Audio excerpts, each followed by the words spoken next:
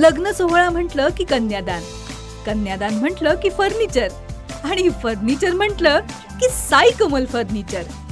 आपल्या बजेटमध्ये लग्नाचे पॅकेज उपलब्ध, तसंच कपाट, showcase, bed, dressing, dining, teapoy, sofa set या वस्तूंनी परिपूर्ण सप्तपदी पॅकेज उपलब्ध. याचबरोबर टेबल, खुर्ची, आराम खुर्ची, वॉर्डरोब, डबल बेड तसंच सोफ्याच्या वेगवेगळ्या व्हरायटीज. अर्थात घरासाठी आवश्यक ते सर्व फर्निचर म्हणजेच संगमनेरमधील साई कमल फर्निचर. साई कमल फर्निचर इथं ऑर्डर प्रमाणे सुद्धा फर्निचर तयार करून मिळेल. आजच भेट द्या साई कमल फर्निचरला. प्रोप्रायटर गणेश साहेबराव सातपुते, वसंत लॉन्च समोर, संगमनेर. मोबाईल 98 814 73 753. परभणी येथील डॉक्टर बाबासाहेब आंबेडकरांच्या पुतळ्याजवळील संविधानाच्या प्रतिमेची विटंबना करून तोडफोड करणाऱ्या आरोपीला कठोर शासन करावं, तसेच या घटनेमागील सूत्रधारांचा तपास करून त्यांच्यावर गुन्हा दाखल करून त्यांना अटक करावं.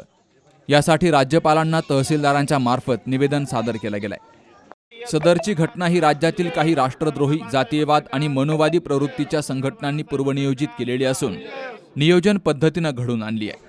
त्याद्वारे त्यांचा महाराष्ट्रामध्ये दंगली घडून आणण्याचा आणि घातपात घडवण्याचा प्रयत्न आहे, असाही आरोप केला गेला. महाराष्ट्राच्या विधानसभेची निवडणूक झाली, निकाल लागलेत आणि निकालाच्या नंतरनं महाराष्ट्रात स्फोटक वातावरण निर्माण करण्याचं एक कार्यक्रम राबवलाय की काय अशी एक शंका येऊ लागली आहे. काल संध्याकाळी परभणीमध्ये बाबासाहेब आंबेडकरांच्या पुतळ्याच्या जवळ संविधानाच्या प्रतिमेची विटंबना, मोडतोड ही झाली आणि त्याच्यानंतरनं त्या ठिकाणी जाळपोळ आणि परभणी बंद अशा प्रकारचं सुरू आलेलं आहे. तिथं जमावबंदी लागू आहे आणि ह्या परिस्थितीमध्ये भारताच्या संविधानाची आणि त्याच्या मूल्यांची जी विटंबना केली जाते, ह्या परिस्थितीमध्ये झालेली विटंबना ही पूर्वनियोजित असण्याची शक्यता आहे. त्याच्यामागं वेगवेगळे हात असण्याची शक्यता आहे. त्याचा तपास झाला पाहिजे, त्याची चौकशी झाली पाहिजे आणि आम्हाला असं कळते की त्या घटनेतला आरोपी अटक केलेला आहे आणि तो आरोपी, त्या आरोपीची नार्को टेस्ट केल्याशिवाय लक्षात येणार नाही की नेमकं कोणी त्याला पाठवलं, दगडं फेकायला लावली आणि संविधानाच्या प्रतिमेची विटंबना करायला लावली. ही विटंबना महाराष्ट्रात आणखी वातावरण तणावग्रस्त निर्माण करू शकते. ज्या पद्धतीनं देशात आणि महाराष्ट्रात भाजपचं सरकार व्यवहार करतंय, त्यांच्या आमदारांच्याकडून, त्यांच्या लोकप्रतिनिधीकडून ज्या पद्धतीचे स्टेटमेंट येत आहेत की तलवारी घ्या आणि मुंडके छाटा, अशा प्रकारचं स्टेटमेंट काल शिवाजीराव कर्डिले यांनी झालेल्या एका मोर्चामध्ये केलं आणि त्याचे अर्थ असेच आहेत की तुम्ही संविधानाला मानत नाही, तुम्ही संविधानाच्या विरोधात कृती करताय आणि तुम्हाला कायदा अमान्य आहे.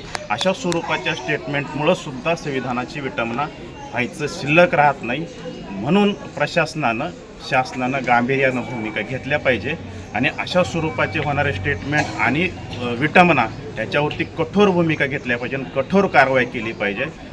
ह्या भूमिका जर शासनानं आणि प्रशासनानं नाही घेतल्या तर इथल्या फुले शाहू आंबेडकरवादी चळवळी शांत राहणार नाहीत.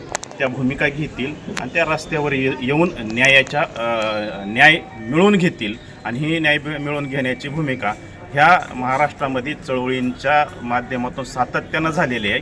पुन्हा एकदा त्याची पुनरावृत्ती होण्याची वाट ह्या भाजपच्या सरकारनं राष्ट्रीय स्वयंसेवक संघप्रणितच्या सगळ्या लोकांनी गांभीर्यानं घ्यावी आणि ह्या प्रकारचे स्टेटमेंट न काढता किंवा अशा स्वरूपाचे उपद्रव न करता थेटपणे तुम्ही संविधानाच्या सोबत आणि संविधानाच्याच मार्गानं, कायदेशीर मार्गानं चालायची भूमिका ठेवली पाहिजे. त्याच्याकरता आज आम्ही राहुरी तहसीलदार साहेबांना निवेदन दिलं आहे की ते निवेदन त्यांनी महामहिम राज्यपाल महोदयांना पाठवलं पाहिजे, गृह मंत्रालयाला पाठवलं पाहिजे आणि जिल्ह्याच्याही राज्याच्या शासन प्रशासनापर्यंत निवेदन गेलं पाहिजे. अशा स्वरूपाचं निवेदन राहुरी तालुक्यातल्या वेगवेगळ्या सामाजिक क्षेत्रात काम करणाऱ्या कार्यकर्त्यांनी, संघटनांमध्ये काम करणाऱ्या कार्यकर्त्यांनी, ग्रामपंचायतच्या लोकप्रतिनिधींनी हे निवेदन आज माननीय तहसीलदार साहेबांना दिलेलं आहे आणि हे निवेदन देऊन भूमिका जर घेतल्या गेल्या नाही तर आम्हालाही नगर जिल्ह्यात आणि राहुरी तालुक्यात उग्र स्वरूपाच्या आंदोलनाची भूमिका घ्यावी लागेल. ही घटना घडवून आणण्याचा प्रयत्न करणारा मास्टरमाइंड आणि राष्ट्रद्रोही, जातीयवाद, तसेच मनोवादी प्रवृत्तीच्या संघटनांवर त्वरित कायदेशीर कारवाई करावी. अन्यथा आमच्या सर्व आंबेडकरवादी तसेच बहुजन आणि पुरोगामी विचारधारेच्या नागरिकांकडून तीव्र स्वरूपाचं आंदोलन केलं जाईल, असा इशारा आंबेडकरवादी तसेच बहुजन आणि पुरोगामी कार्यकर्त्यांच्या वतीनं दिला गेला. यावेळी पिंपरी अवघडचे ग्रामपंचायत सदस्य अमोल साळवे, कोळीवाडीचे सरपंच डॉक्टर जालिंदर घिगे, बारगाव नांदूर ग्रामपंचायतीचे सदस्य सलीम शेख, रिपब्लिकन सेनेचे पठाण अमजद, यमुना भालेराव, आदित्य साळवे, वंचितचे संदीप कोकाटे, विकी बोर्डे, इम्रान सय्यद, अनिल विधाते, पंकज पवार, इम्रान शेख, मुश्ताक शेख, भारत जगधने, मनसूर पठाण, रईस पठाण, परवेज बागवान यांसह कार्यकर्त्यांची उपस्थिती होती. सुहास जाधवसह Sharad Pacharne, C news Marathi, Rahuri. Doctor Pawase अर्धांगवायू पुनर्वसन आणि निसर्गोपचार केंद्र. निसर्गरम्य आणि प्रदूषणमुक्त वातावरणात 20 कॉटचे उत्तम मशिनरी आणि सर्व सुविधा उपलब्ध असलेले सुसज्ज निसर्गोपचार केंद्र. अर्धांगवायू, मान, पाठ, कंबर आणि सांधेदुखी, हातापायांना मुंग्या येणं, टाचदुखी, चेहऱ्याचा पॅरालिसिस, ॲक्युपंक्चर, फिजिओथेरपी, जलचिकित्सा, बाष्पचिकित्सा, योग चिकित्सा, मालिश चिकित्सा, चुंबक चिकित्सा, आहार चिकित्सा आणि माती चिकित्सा. संपर्क डॉक्टर रमेश पावसे, ठिकाण हिवरगाव पावसा, रायतेवाडी रोड, तालुका संगमनेर. संपर्क 9623 25 67 22.